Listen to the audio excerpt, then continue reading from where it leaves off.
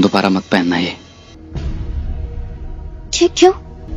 अच्छे नहीं लगे? याद है तुमने ही तो दिए थे मुझे। सब याद है, तभी तो कह रहा हूँ इन यादों को मुझसे दूर रख, और तो खुद भी दूर रह। मैं नजर नहीं हटा पा रहा तुझसे, और मुझे शर्म आती है इस फीलिंग से कि जिसे मैं बुलाना चाहता हूँ वो मुझे इतनी शिद्दत से याद आती है, और इस दिल को और तकलीफ नहीं देना चाहता मैं।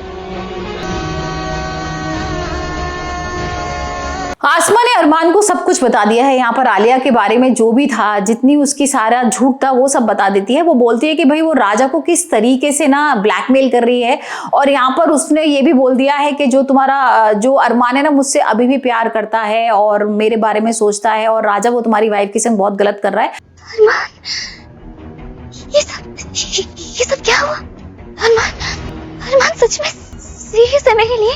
अगर अरमान सच में सीरियस है तो मुझे राजा का चैप्टर जल्द से जल्द क्लोज करना पड़ेगा, ताकि मेरी और अरमान की लव स्टोरी फिर से शुरू हो सके।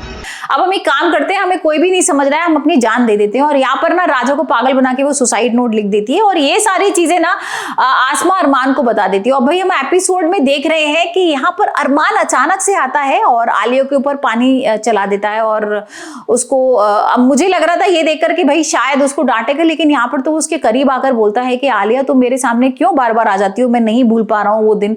और उससे ना बड़े अलग तरीके से रोमांटिक वे में बात करने लगता है, उसकी कमर पे हाथ रख देता है, जिसे ना आलिया देखकर बहुत शॉक हो जाती है।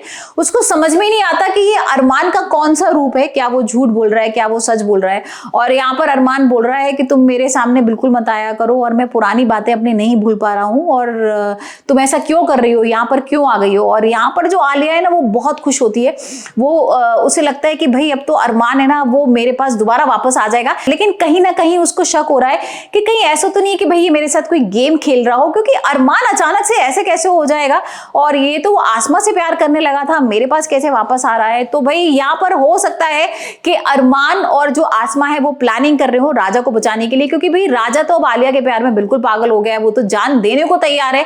और यहाँ पर हम ये भी आगे सीन्स में देखेंगे कि जो आलिया होती है ना वो आसमा का टेस्ट लेती है, उसे लगता है कि वो अंधी नहीं है, वो नाटक कर रही है, और यहाँ पर उसको छत पर ले जाती है और उसको बोलते है कि भाई और नीचे और नीचे, और आगे उसको बढ़ा देती है जिससे कि वो नीचे गिर जाए। और यहाँ पर भाई आसमा उसी की बात सुनती है और वो आगे बढ़ती जाती है और धड़ाम से नीचे गिर जाती है, जिसके बाद ना आलिया शॉक हो जाती है। और यहाँ पर आलिया शॉक हो जाती है और उसे लगता है कि ठीक है शायद हो सकता है कि इसकी वाकई में आंखें चली गई हो। यहाँ पर उसका जो शक होता है ना वो खत्म हो जाता है, और जिसके बाद हम देख रहे हैं कि सारे लोग बहुत गुस्सा कर रहे हैं। अरमान भी आ गया और अरमान उसको बचा लेता है गिरते में, और यहाँ पर सारे लोग बहुत गुस्सा कर रहे हैं, उसको बोल रहे हैं कि तुम ऐसे कैसे बिना देखे छत से कूद गई। तो अब देखेंगे कि आलिया क्या नया प्लान करती है और अब राजा को किस तरीके से बेवकूफ बनाती है, क्या वो सच में राजा से सुसाइड करवा लेगी।